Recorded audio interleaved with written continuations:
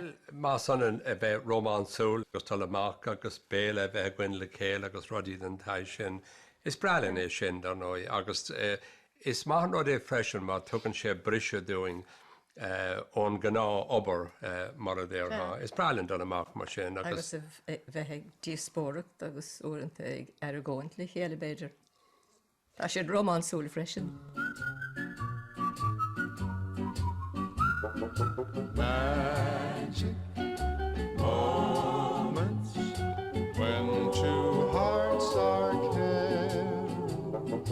Magic moments, memories we've been sharing. Magic moments filled with love.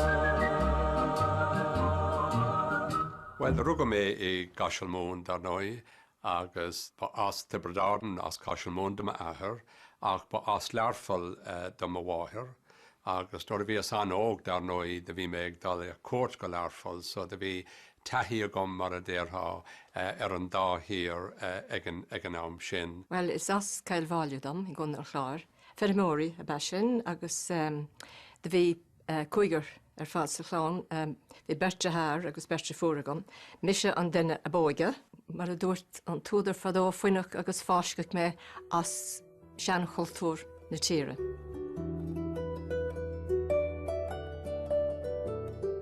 Vi simagam so garadóracht ní raibh me a gábhlíon díag díis agus bhí me ag obair sa gádaín agus na glasrí á dhéalagam ag dul timpeall chuig na tithe gach ine mar ní raibh feol á ithe ag an am sin so de bhí customéirí agam timpeall an counter.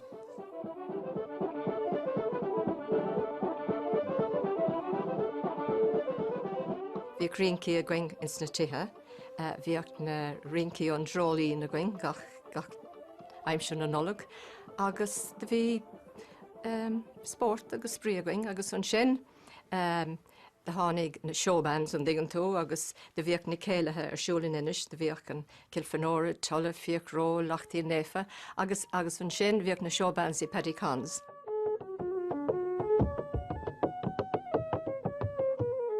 De bhanig mé sais saoil hóisialta dom héin nóir a bhí mé séimhlíon díag díis. De bhanig mé club ag an am cuman an fíorsaigh an tanam a bhí bhí gá céad bail istigh in san club.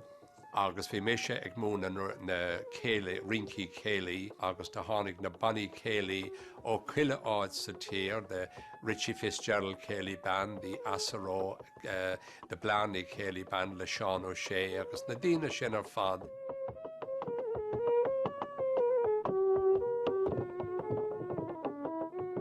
Ciún golóir is tócha, ní raibh mé ró I an, ní raibh éine fián an dám sin, bhí smachta gach éine oring. Ach, bhí mé ar nós gach dégóra eile sa cheantar, déirin. Tuisc go raibh buinte gom le cuasaí rinca agus mar sin de agus tuisc go raibh mé ag múna na rinci seo de bhí seansa gom bóla le anna chuid chalíní. Ní orlam go raibh mé cóthaileach sa gnáislí, bhí gach lead ó cóthaileach, ach ní raibh mé cóthaileach sa gnáislí.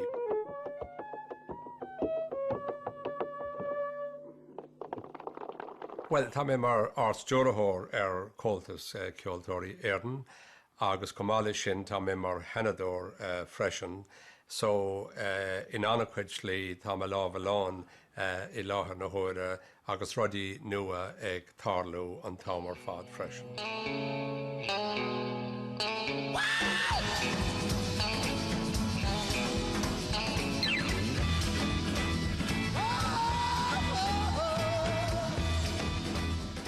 Sin thuascaidí an ollscoil imlá clíad agus rinne mé céim san bhéirle agus san eacnamíocht.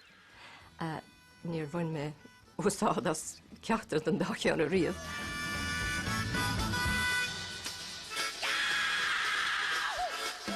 An fág an echi mé go blá clíana a go raibh drethárlum ag obair san sáid seir a fís, an drethár ba hinne a bhí agam, agus bheisiad go dúirigh sé ar a dom agus go mbeadh sé súlorm is tócha. De fór mé mar céad post an seo I gasan món le deliador ag an am Matthew McNamara. Bhíos mar cléireach delí agus a ríiste thug sé sin tréáil áirithe dom is dócha agsáis a bheith córamach in cuasaí riarachán. The hen quick na céile, Parnell Square and digan agus bhíoch an teachtas ar siúl an digan tú im lá lí gach blian agus the hen an.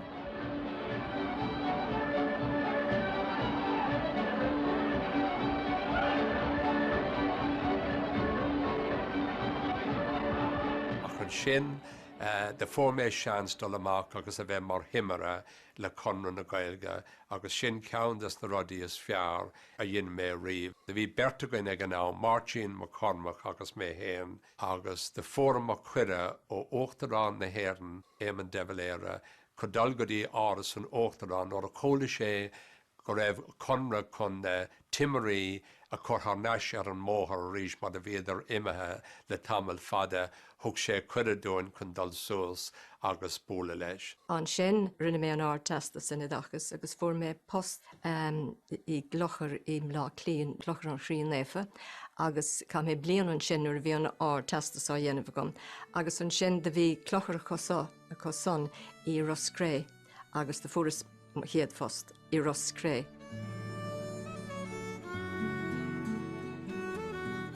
Caim ar ástócha go raibh simagom ins na chalíní, go raibh simachá ins na rudaí chéine sa bhí gom héin, más rudaí go raibh simachá sa Gaeilge nó sa cultúr I gcuiteanna, de cáraigh sé sin go mór. Well, de hastig goim lad go méach fé an grín an a digan tú agus a bheach dígrisig I le na rudaí a raibh simagom sa ionta. Bin an sáistanna, níor gádó bheith sever ná an rudan sin. Déring nuair a thosaíomar I dul amach ar dús nach rámar chun sa dé có hoscailta sin le chéile. Beidir go bhfuil sé sin ná dúra ach ní rámar nuair a bhí sé socrthaí a gcuin ar céile chahabh le chéile, well an sin bhí mar ní rámar nuair a bhí sé. An raibh tusa.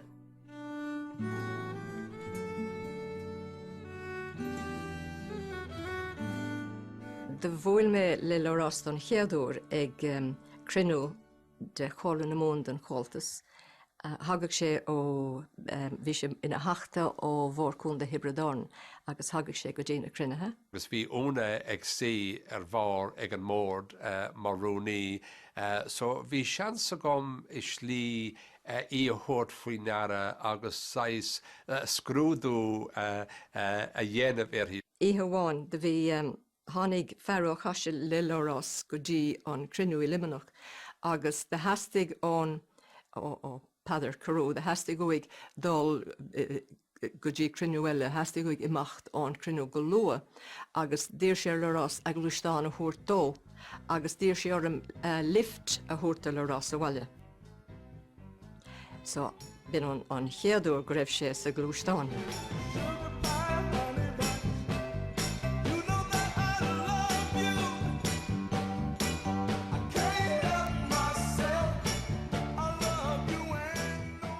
Dá sé anna hapig caithim mé rá, mar nuair a bhí mar dul chuig ócádaí le chéile agus a déanamh beidir rince le chéile agus dígar níag fan a hála sé bhí mar ag taistil le chéile sa glúisteán céine beidir ag dul go dtí cógáil bhliantúil an cóltais nó imachtaí an Conradh.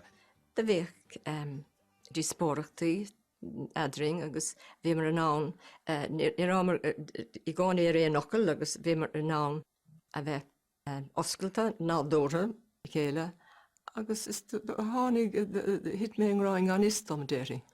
Well, déiring tar éis trí nó ceithre bhí mé den túram ag an am go raibh an chalín ceart dán. Rud ná hiig mé ar ceap siise go raibh an bócail ceart cé. Ní fás éí a bheán an digantó, a chuir me aithne ar ní go máil réig. Ní héir go chuig mé sias am glún chorbé ní dhéana sé sin, ach Adring hain go nádúrtha bhí mar a caint faoi an todhchaí agus cadamh bhí róin agus thosnéamar an sin ag caint faoi an saoil mar a déirtha a caitheamh le chéile. You'd be so nice to come home to. You'd be so nice by the fire. agus áríamar fósa, agus de fóramar an fáine dír mé nó dátig mé teaclam chun an fáine dáilte. De higamar go raibh rud faoile adring, agus an sin déntíamar, tar in a chun mé an ceist, go cordún dul agus a bheith gealta, agus sin mar a dhéanamar, agus a tóca tar éis gábhlíon nó gábhlíon go le, de hógamar an céim an a bhór, ach ag an am sin de bhí an ahanana gwen ar a chéile.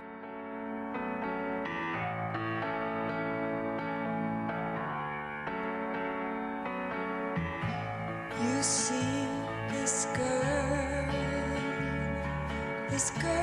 in love with you. The fósamar I gilmhaile I gundan chlár, mílúnasa an dara lá fihid, míle négéad agus seasca hocht an bhliain.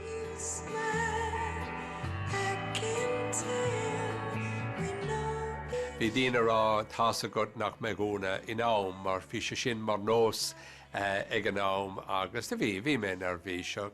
Ní dólam go raibh mé nervhíseach, ní cuinnum go raibh lean mé ra leis bheas mé go raibh an rá a ceart déanta gom. An sin cómar go dtí an West County Hotel don ócáid an Vanish agus bhí ceol Gaeilge ann dar nói.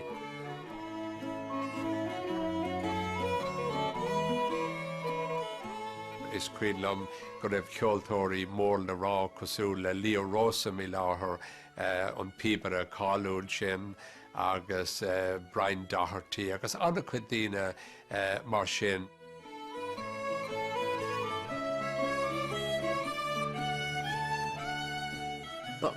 Buna é agus fleiciúldom, agus bhí mé soáile ann, agus bhí mé compórdach ann, agus ag súla mína meile agus ag dul thar lear. An lánaí ag sin cómar as an tír ar mína meile ag an am, agus cómar go dtí Sitges sa Spáin, agus sin mína meile.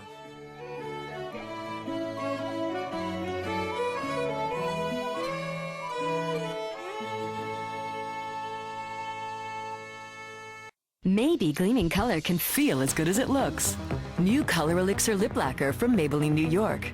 With liquid balm inside and cushiony wand for a sumptuous feel that's soft, not sticky. Gleaming color really can feel as good as it looks. New Color Elixir from Maybelline, New York. Maybe it's Maybelline.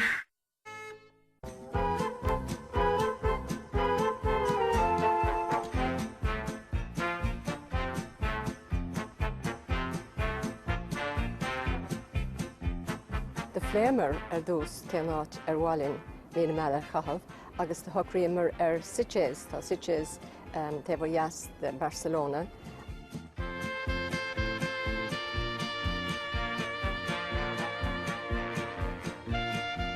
Ag an am de bhí gachrod agus gacáid románsúil.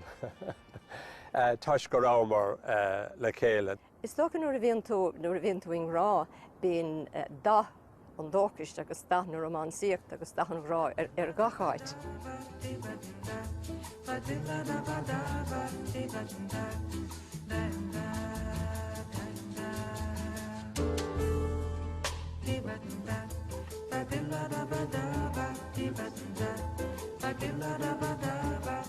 Go mór an seanmhaile leis na sráideanna cúnga sin, de bheith sé an deachad á riire áit mar sin a tharú, agus is cinse go raibh sé románsúil.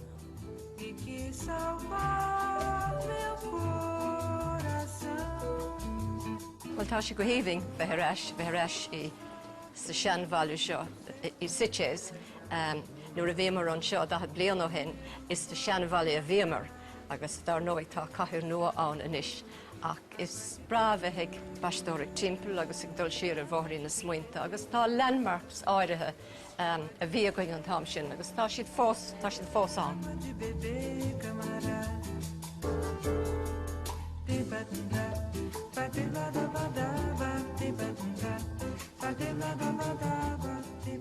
Cé go míon omíocht down gad é an áras. Ní omíocht. Well, is tócha gur omíocht tuis go bhfuil túramí agsúla a gcuin ach caihamid ó ann go céile iarachtaí dhéanamh Céile. chun cothramíochta áil insna túramí sin. Sure.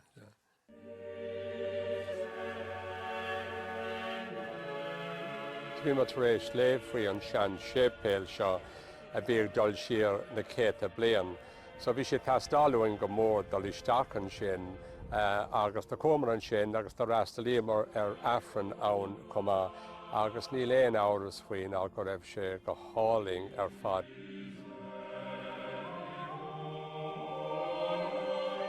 Sé deafrú sé dul go bhfuil dahad bliain imethe. Bliain se.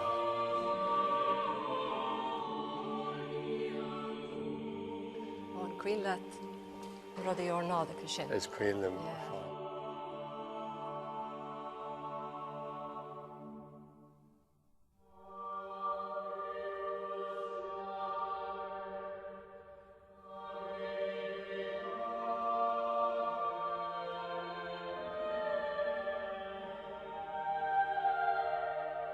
Is bralam bheith an sahan digantó. Tá sé uignach, tá dahad bliain imethe, ach tá chuireach an áit an digantó glandar críor, tá sé go háling sin, tá sé go maisithe sin, agus má híonn tú go bhfuil tú an áit speisialta an digantó.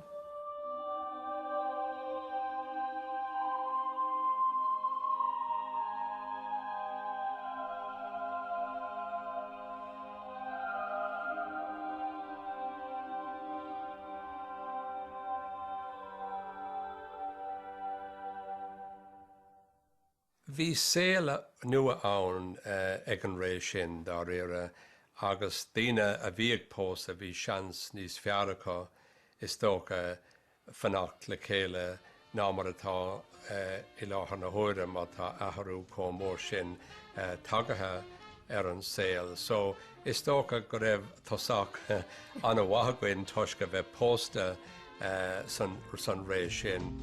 Heading for the station with a pack on my back. I'm tired of transportation in the back of a hack.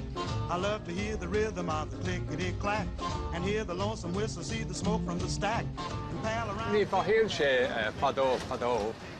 Is tócha nóair éiríonn tú ní sinne ní mar sinne éachanúir an saoil.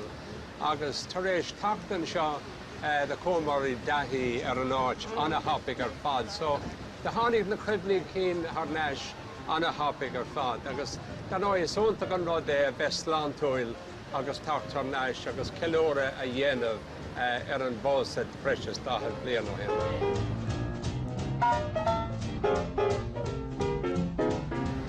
Tá na daoine seo a Harabeg go jazz agus tá muid a buint an tanamh. An tanamh. Fiúháin dúir mar tamil ó hin bhálinn tachtar neis a ríis go lua ar léthe siar ar freisin.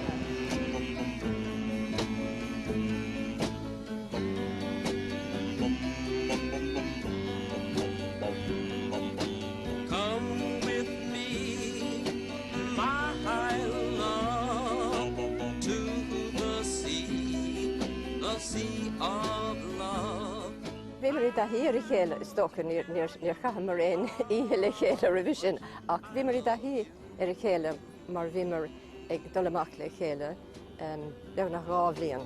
Do you remember when we met? Agus chuir mar a henne ar a chéile, so ní raibh sé, ní sé nádúra dar éire. Bhí mar cosúla éon bhearta bhí an mína meala tócha agus ní rá mar cóhlaach faoi bheith siúil lámh i lámh ná éon rud den taidh sin.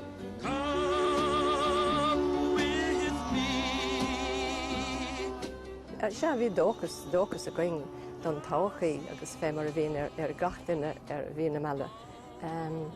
Bhí mar agsúla leis an saoil a bhí le teacht an sail seo.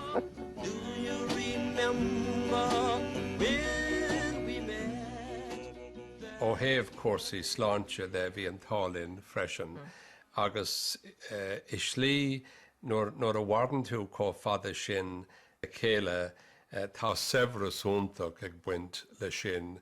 Bí an dímar gcuoine béad a bheith gaiirí ní sinne ach ag an am géine tagan severas leis freisin.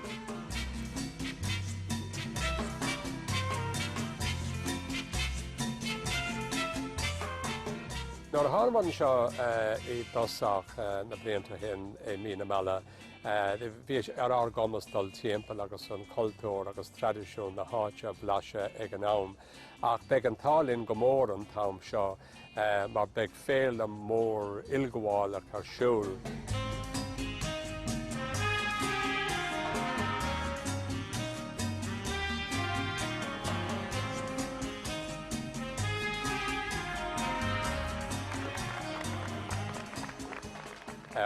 Ócáid blian tú leis seo agus beag na 100,000 duine ag freastal ar. Ná beag sé seo agus tá sé préomhathe sa reiligiún sa creidimh ach comála sin beag siamsaíocht in annach chuid áiteacha ar fad.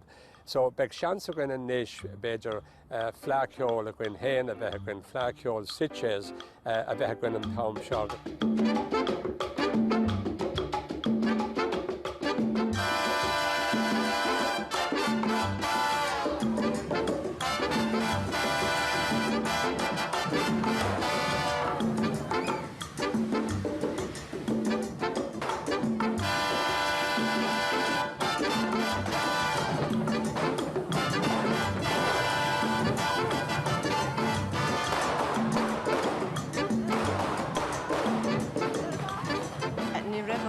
Cosúla sin ar a bhí mar an sa hena ní raibh sé cos blanc agus splódrach tornach ach bhí sin go húntaach ar fad nach raibh ó bhí sin arás. Agus is léir an loch féachana go raibh siad mórálachas an digan tú, ní hamháin go raibh siad ag bain tanmhas ach bhí siad mórálachas comá bhí sin go sa léir nach raibh. Bhí gan áras se.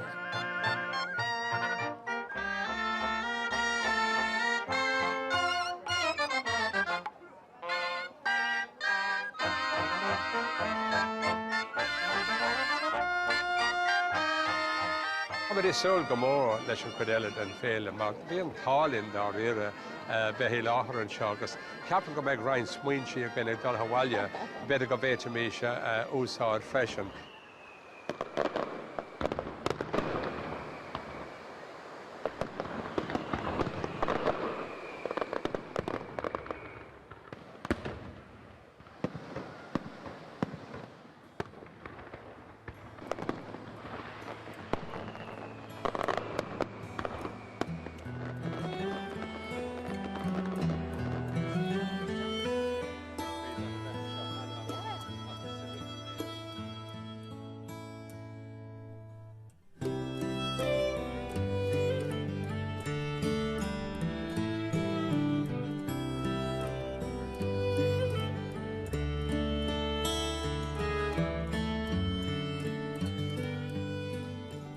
Hiag me go bhhéting brathair, bhí muoína go mas. Agus bhí go mbeadh sé dílis, agus go dúirigh sé airadam. Agus se tána súálcaí sin a ggé go fála. An príomhrad is tócha ná a hiiscint nach anan an grá agus a bheith ag fáilt rudaí an tam ar fad go gaithí tú rudaí a thuairt comá agus go gaithí tú a bheith buach as gachrád a hagan idir fró. Tá is going nach bhfuil san saoil seo ach seall agus go gaithimid dul tríd có lógáireach agus có carannach agus có maithas is féidir le.